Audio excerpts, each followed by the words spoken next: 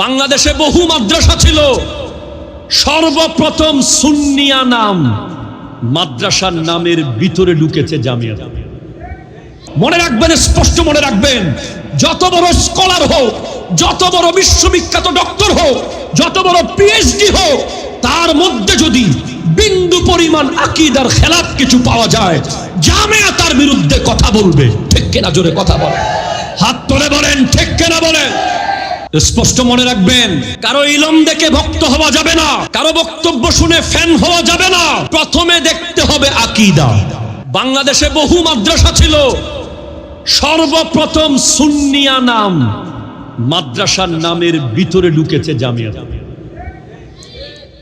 জামিয়া আহমদিয়া সুন্নিয়া শব্দ সর্বপ্রথম মাদ্রাসার নামের ভিতরে লাগানো হয়েছে জামিয়াতে। আমি আমার কথা বলছি, আমারও ওয়াল্লাহি আমি জয়নুল আবেদিনের কোন বক্তব্যে যদি সাহাবায়ে কেরাম আহলে বাইত আকাইদ আহলে সুন্নতের বিপরীত কোনো কথা পাওয়া যায়, আমি যদি সেটার উপরে অটল থেকে যাই তওবা না করে, ওয়াল্লাহ আমার পিছে নামাজ পড়ার দরকার নেই। ঠিক কিনা? জোরে কথা বলেন। আমার বক্তব্য শোনার দরকার নাই। আজকে তরুণ প্রজন্মকে একটা আই ওয়াশ করা হচ্ছে, তাদেরকে বোঝানো হচ্ছে যে এই রকম ইংরেজি বলতে পারলে উনি বড় অনেক বড় স্কলার, এই রকম তথ্য দিতে পারলে উনি অনেক বড় কিছু, এই রকম পিএইচডি থাকলে উনি অনেক বড় কিছু। না, আমাদের মাপকাঠি পিএইচডি নয়, আমাদের মাপকাঠি হাজার হাজার কিতাবের লেখক নয়, আমাদের মাপকাঠি বক্তব্য নয়, আমাদের মাপকাঠি কোনো বিশ্ববিদ্যালয় নয়। আমাদের মাপকাঠি হলো আহলে সুন্নাত ওয়াল জামাতের আকীদার মধ্যে যে থাকবে, সে যদি রাস্তার সুইপার হয় তাকে আমরা মাথার তাজ বানিয়ে রাখবো। ঠিক কিনা কথা? আপনারা এই বিষয়গুলো খেয়াল রাখবেন। মসলকে আলা হযরত মানে কোন রকম বাতুলতার সাথে আপোষ না করা। তো মসলকে আলা হযরত এলো কোত্থেকে? কেন আপনি মানবেন? কি কারণে এটা আপনি জানবেন?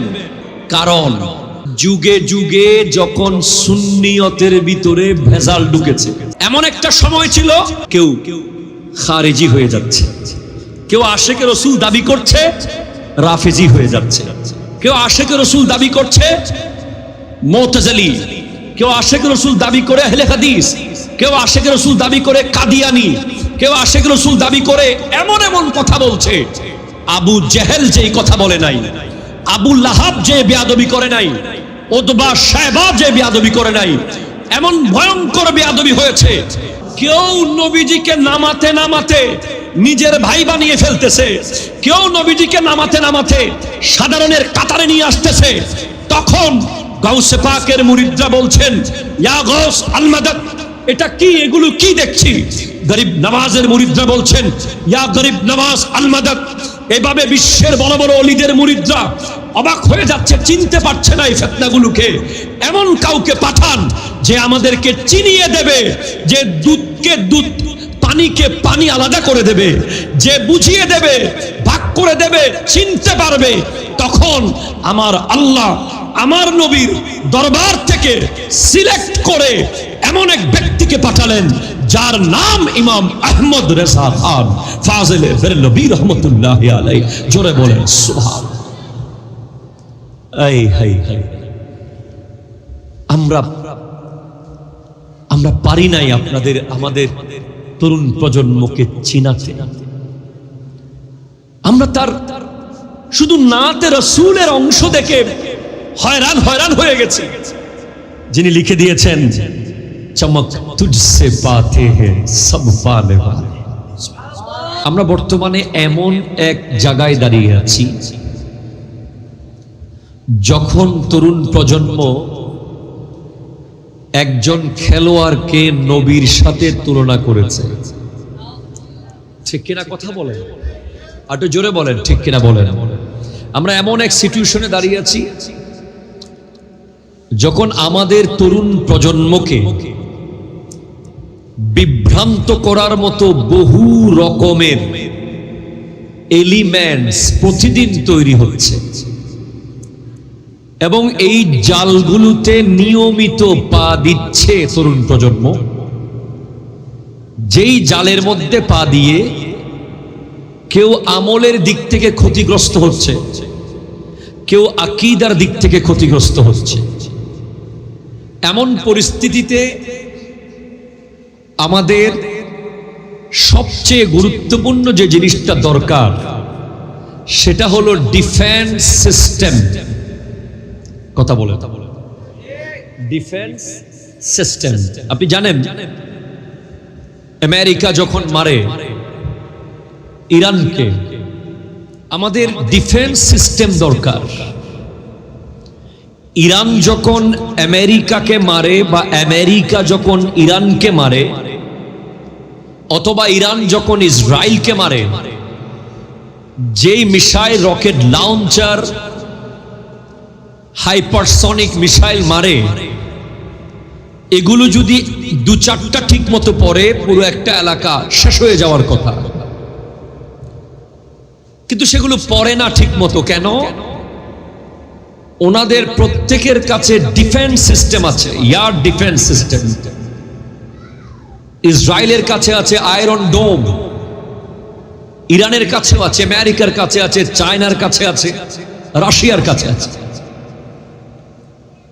আকাশেই ক্ষেপণাস্ত্রকে ধ্বংস করে দেয়, জমিনে পড়তে দেয় না। জমিনে যদি ক্ষেপণাস্ত্র পড়েও যায় আমরা সর্বোচ্চ মারা যাব, এর বেশি কিছু হবে না। কিন্তু এমন কিছু মিসাইল আছে, এমন কিছু হাইপারসনিক মিসাইল, এর চেয়ে কোটি গুণ ভয়ঙ্কর মিসাইল আছে,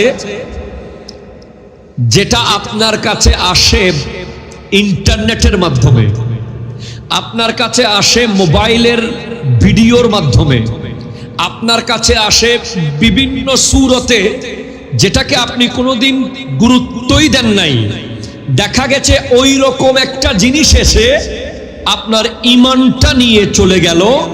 এমন কঠিন সময়ে যে ডিফেন্স সিস্টেম ঈমানদারের জন্য দরকার, সেই ডিফেন্স সিস্টেমের নাম হলো আহলে বাইত রাসূল সাল্লাল্লাহু আলাইহি ওয়াসাল্লাম এবং সাহাবায়ে রাসূল সাল্লাল্লাহু আলাইহি ওয়াসাল্লাম।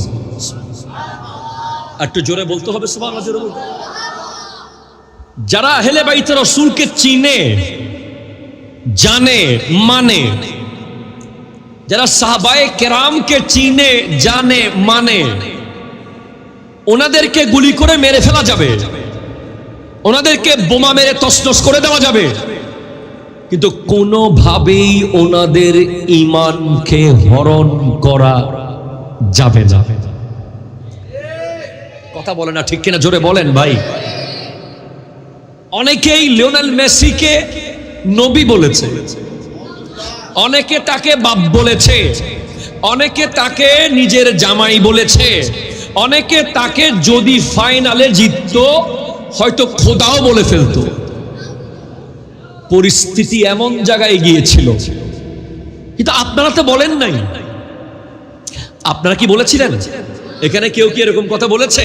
বলেন নাই, কারণ আপনাদের ডিফেন্স সিস্টেম মজবুত,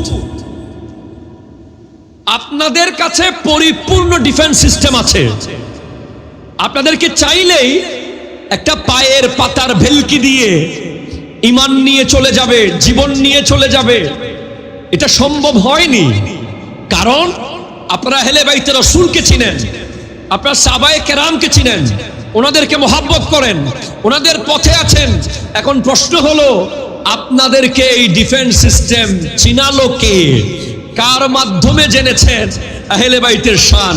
কার মাধ্যমে জেনেছেন সাহাবায়ে কেরামের মান? কার মাধ্যমে জেনেছেন আওলাদ রাসূলের মর্যাদা? তেমন এক ব্যক্তি যিনি আজ পুরো দুনিয়াকে একটা বার্তা দিচ্ছে, দুনিয়াতে না থেকেও যিনি যেন জিন্দার মতো দাঁড়িয়ে আছে, তার নাম হলো ইমাম আহমদ রাজা খান ফাজিলে বেরলভী রহমতুল্লাহ আলাইহি। জোরে বলেন।